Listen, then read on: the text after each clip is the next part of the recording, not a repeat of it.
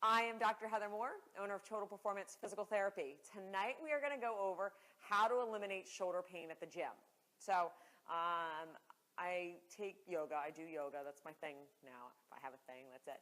And I know in class a lot of people I hear talk about, you know, they can't do the poses, their shoulder hurts, going overhead, their shoulder hurts. And I'm really almost surprised at how commonplace me hearing people talk about shoulder pain is, and how it prevents them from getting into different poses. And same thing goes for, you know, your overhead athletes or your overhead lifting. A lot of times people can't lift overhead or they don't do certain moves at the gym because they have this shoulder pain. It's not really the script, it's just, you know, my shoulder hurts. Could be a pinch, could be a nag, could be, you know, just a burn. You know, as long as you stay within a certain range of motion or as long as you perform a certain way, it doesn't bother you. Or sometimes people just take out the arms altogether and just do more of the legs and use the arms only when absolutely necessary. So tonight we're going to go over a few pointers on how to eliminate that shoulder pain at the gym. And obviously, one of the first things, if you've seen any of our prior videos, the first thing we're going to talk about is posture.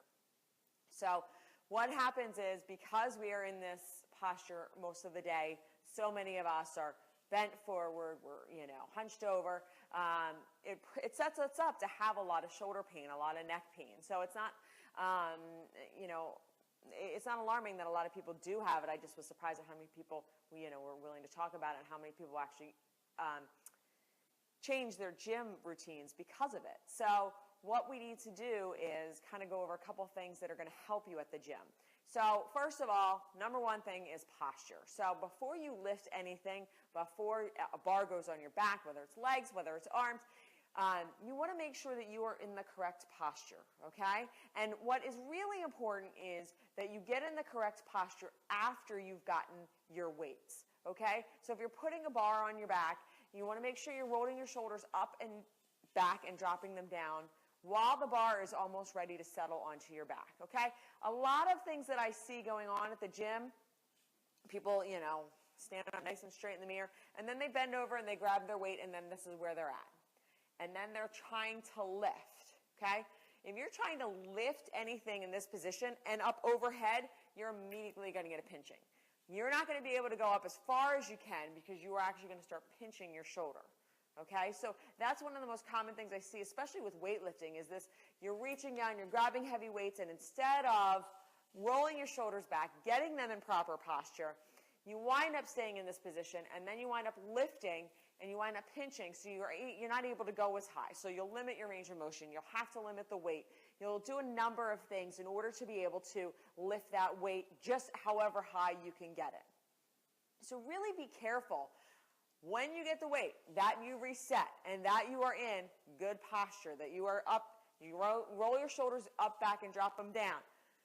Again, if you've seen our prior videos, you're going to know that one of my big things about posture is overcorrecting, where you're all the way back and you're jamming your shoulder blades back, is just as bad as being slumped over. So you don't want to be jamming your shoulders back too. Roll them up, back, and drop them down. That's where they need to sit, okay? So that's kind of the first thing you want to do. The second thing you really want to be careful of is there's a lot of high-intensity classes now. There's a lot of fast-moving classes. And yes, they are wonderful, and they really do a lot for your body. However, unfortunately, when you are quickly moving through movements in the gym, you're at a higher risk of injury. So if you're weighting these movements, you really want to be careful. If it's body weight, it's less of a risk. Still risk there, but it is less of a risk. But if you are, you know, throwing dumbbells up in the air, you want to make sure, again, that you're doing it in front of a mirror. As you get tired, your body will use other muscles in order to help you get that weight up. So if you're doing, you know, 100 shoulder flexion or whatever it is, and you get tired, your bicep, your deltoid that's helping you is going to actually start to fizzle out, okay? And a lot of what I see with arms, a lot of what I see with lifting arms, especially when it's quick lifting, is the shrugging of the shoulders, all right? So instead of being here and trying to do this, they're shrugging their shoulders and then they're lifting, okay? They're able to get higher, you're able to lift more, you're causing yourself neck pain and you're causing yourself shoulder pain.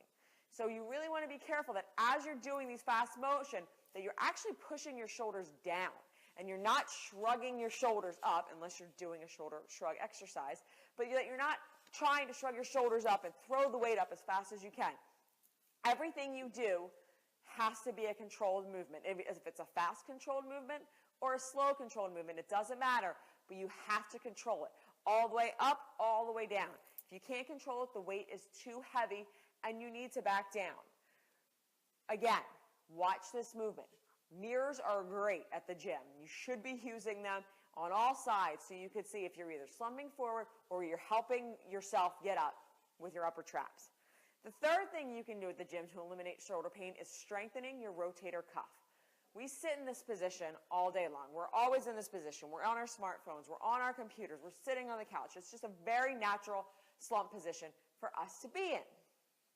Well, what happens is this front part of your chest is going to get tight.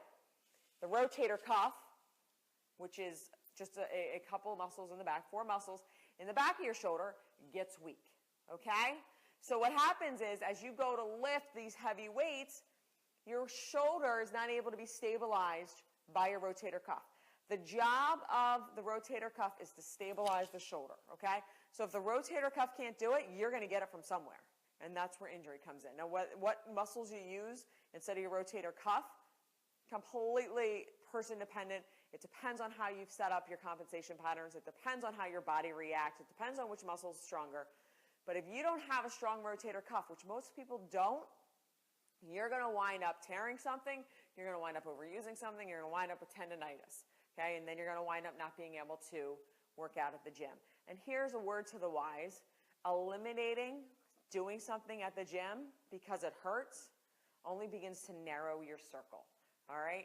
And eventually, the next thing will start to hurt and you won't be able to do that until you can't work out anymore. So if you think that, okay, I'm just not going to lift overhead and that's going to solve all my problems, it won't, okay? It'll solve them in the meantime. You'll still be able to go to the gym.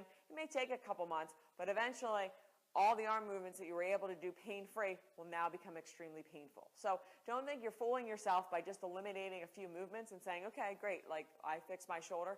Not going to happen. It will be pain-free for a while, no doubt, but you do want to realize that it will eventually, over time, come to be a really big issue, all right? So what can you do to strengthen your rotator cuff? So there's a couple things. You can lay on your side, and I'm just going to do it standing up. But you can lay on your side, and you're just going to rotate up, okay?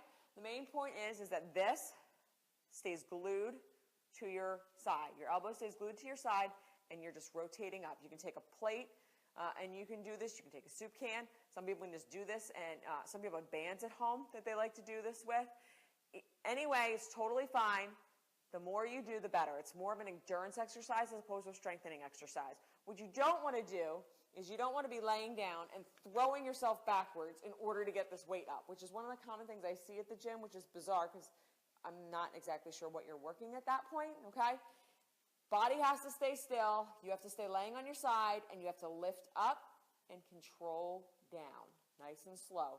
3 sets of 30 to really get that endurance muscle going. You can do that every day if you want. It's not supposed to be a massive strengthening exercise. It's an endurance exercise. But that's going to help strengthen part of that rotator cuff. Another thing you can do to strengthen the rotator cuff is you can sit down on any surface. Just make sure it's a steady one. And you can push your butt off the table and hold it and come back down. Again, you don't need to put a weight on your leg or anything like that. That exercise, you do that 30, 40 times. You hold it 5 seconds. You're going to get an ab workout, but you're also going to get a really great rotator cuff exercise. So those are 2 things that you should actually be doing all the time at the gym to incorporate some rotator cuff strengthening. Just because you lift weights does not mean your rotator cuff is going to be strong. If you do not do rotator cuff specific exercises, your rotator cuff will not be strong. It's not like, I'm going to lift and just because it's near it, it's going to get strong. You lift your biceps, get your biceps strong. You have to lift the muscles of your rotator cuff to get your rotator cuff strong. It does not become strong by accident. Planks, side planks on your hand, fantastic shoulder exercises, fantastic cuff exercises. Really great for the abs. So if you're looking for a few exercises that'll incorporate more than just doing, your standard pushing your butt up table or your standard rotations, those are two really good exercises also. Planks, side planks, reverse planks, those are going to help the shoulder stabilize. Now, if you are experiencing shoulder pain and you would like to subscribe to our free book on shoulder solutions, eliminate shoulder pain without medication, injections, or surgery, I'm going to include the link. All you have to do is type in your name and email address, and we will get that right out to you. Have a good night.